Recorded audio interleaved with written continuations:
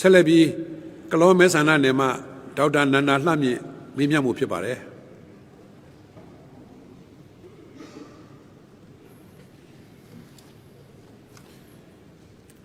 လေးစားအပ်ပါသောပြည်သူ့လွှတ်တော်ဥက္ကဋ္ဌကြီးနှင့်တကွပြည်သူ့လွှတ်တော်ဒုတိယဥက္ကဋ္ဌပြည်ထောင်စုဖွဲ့စည်းဝင်ပုဂ္ဂိုလ်များပြည်သူ့လွှတ်တော်ကိုယ်စားလှယ်များနဲ့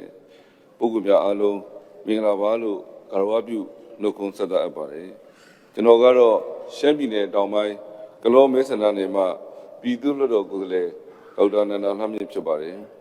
ဒီနေ့ကျွန်တော်အနေနဲ့မေးမြန်းသွားမှာကတော့ပြည်내ဝင်အရာရှိတွေအောက်အမှုတန်းအဆင့်နိုင်ငံဝန်ထမ်းများအားကုန်းကြောင်းရေကြောင်းလေကြောင်းကိစ္စများမှာတာဝန်မင်းဖြစ်စေမြည်သည့်အကြောင်းကိစ္စဖြင့်ဖြစ်စေအခမဲ့ခီးသွမ်းလာနိုင်ရေးနိုင်ငံတော်အစိုးရကဦးစားပေးအဆင့်ဖြင့်စတင်စီစဉ်ဆောင်ရွက်ပေးနိုင်မှာရဲ့ကိစ္စနဲ့ပတ်သက်ပြီးတော့မေးမြန်းသွားမှာဖြစ်ပါတယ်လေးစားအပ်ပါသောပြည်သူ့လွှတ်တော်ဥက္ကဋ္ဌကြီးနှင့်ကိုယ်စားလှယ်များခင်ဗျာနိုင်ငံဝန်ထမ်းဆိုတာနိုင်ငံတော်ရဲ့မန်နိုင်အားလုံးအတွက်အဓိကကူညီပံ့ပိုးနေသောတောက်တိုင်ကြီးများပင်ဖြစ်ပါတယ်။နိုင်ငံဝန်ထမ်းအများစုဟာ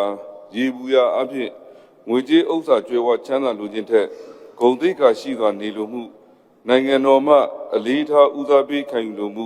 စသည်တို့ကိုပုံမမျှော်လင့်ကြသူများတမိုးထားကြသူများဖြစ်ပါတယ်။ဒါကြောင့်နိုင်ငံဝန်ထမ်းနိုင်ငံတော်ဝန်ကိုထမ်းဆောင်နေကြတဲ့အစိုးရဝန်ထမ်းများစိတ်နှလုံးသားရာချမ်းမြေ့စွာတာဝန်ထမ်းဆောင်နိုင်ရေးဂုဏ်သိက္ခာရှိစွာရည်တည်နိုင်ရေးဝန်ထမ်းဘဝကို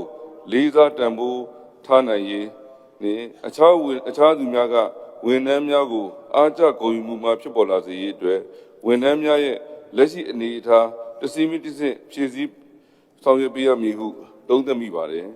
လက်ရှိအခြေအနေအရနိုင်ငံတော်အနေနဲ့နိုင်ငံဝန်ထမ်းများကို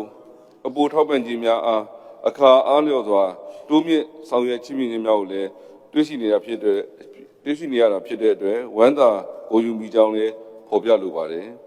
လေးစားအပ်ပါသောပြည်သူ့လွှတ်တော်ဥက္ကဋ္ဌကြီးနှင့်လွှတ်တော်ကိုယ်စားလှယ်များခင်ဗျာနိုင်ငံဝန်ထမ်းအချို့ဟာ2021ခုနှစ်နောက်ပိုင်းမှာတရားမဲ့အကြမ်းဖက်စုပူသူများရဲ့ချင်းကြောက်မှုအခက်အခဲများကြားနေပြီးတော့မှရဲဝံ့စုံသားစွာ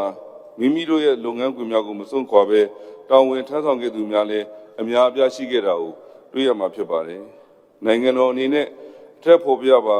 နိုင်ငံဝန်ထမ်းများအားချီးမြှင့်ဆောင်ရွက်ခြင်းဟာ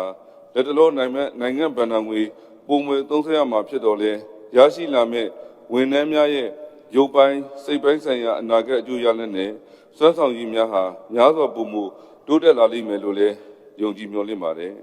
ဝန်ထမ်းကောင်းမှနိုင်ငံကောင်းမှဖြစ်ပါတယ်ဒါကြောင့်ဝန်ထမ်းများရဲ့စိတ်တက်ကြွစွာနိုင်ငံတာဝန်များကိုပျော်ရွှင်ချမ်းမြေ့စွာထမ်းဆောင်နိုင်ရေးရှေ့ရှုပြီးတော့မှနိုင်ငံတော်အနေနဲ့ပြည်내ဝင်အရာရှိအောက်အမှုရန်အစစ်နိုင်ငံဝန်ထမ်းများနိုင်ငံတွင်းရှိကုန်းကြောင်းရေကြောင်းလေကြောင်းခီးစဉ်များမှာ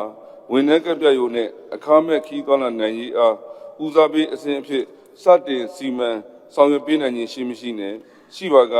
မြည်သည့်အချိန်မြည်သည့်ဗန္ဒာရေးနှစ်မှာပေါ်ဆောင်ပြီးနိုင်မည်ကိုသိရှိလိုတဲ့မိကုံအားပြည်သူ့လွှတ်တော်ဥက္ကဋ္ဌကြီးမှတဆင့်လေးစားစွာဖြင့်မေးမြန်းအပ်ပါတယ်ခင်ဗျာအားလုံးကျေးဇူးတင်ပါတယ်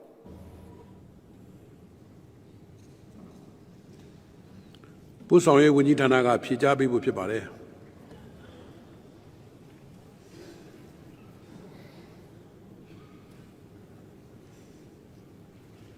လေးစားပါသောပြည်သူ့လွှတ်တော်ဥက္ကဋ္ဌကြီးနှင့်တကွာလွှတ်တော်ကိုယ်စားလှယ်ကြီးများအားလုံးပြောင်းစုဝင်ကြီးဒုတိယဝင်ကြီးပြောင်းစုဆင့်ဖွဲ့စည်းဝင်များနဲ့ဧည့်သည်တော်များအားလုံးမင်္ဂလာပေါင်းနှင့်ပြည့်စုံကြပါစေကြောင်းဆုမွန်ကောင်းတောင်းပါတယ်ခင်ဗျာပြည်သူ့လွှတ်တော်ကိုယ်စားလှယ်ဒေါက်တာနန္ဒာလှမြင့်ရဲ့ကျေပွန်းပြမေကွန်းပေါ်မှာဗန္ဒာရေးနှင့်အကုန်ဝန်ကြီးဌာနနဲ့ပူးပေါင်းပြီးတော့မှ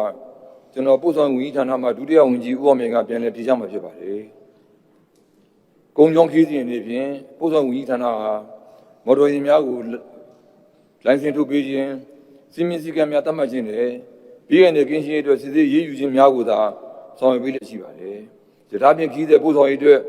လူစီသားတနေ့လျင်83စီးခန့်ပြေးဆွဲလျက်ရှိပြီးရခင်ကဌာနဆိုင်ဝန်ထမ်းများကိုခီးသွားလာခွင့်အမိန့်MO တင်ပြပါကကြားတင်လက်မှတ်ခါကြီး85ရာခိုင်နှုန်းကောက်ခံတော်လဲ